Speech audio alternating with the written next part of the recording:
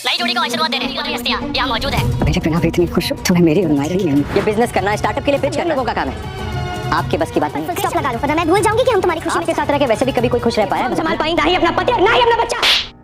ये रिश्ता क्या कहलाता है आने वाले एपिसोड होने वाले धमाकेदार। जी हाँ दोस्तों, आने वाले एपिसोड में आप देखेंगे मायरा के साथ जब अरमान खेल रहे होते हैं तो इतनी देर में टीवी में जो है ना अबीरा को दिखाया जाता है, पोदार हाउस को दिखाया जाता है। तो अबीरा बहुत खुश नज़र आ रही होती है तो अरमान देखकर कहता है कि तुम्हें मेरी और पुक्की की कभी ज़रूरत ही नहीं थी, तुम इतना खुश हो हमारे बिना आज भी। और अरमान को ये पता ही नहीं है कि अबीरा पोदार हाउस में अब नहीं रहती। तो दूसरी तरफ बहुत जलील करता है अबीरा को क्रिश, तो उसे दादी से हाथ थप्पड़ मार देती है क्रिश को मुंह पर।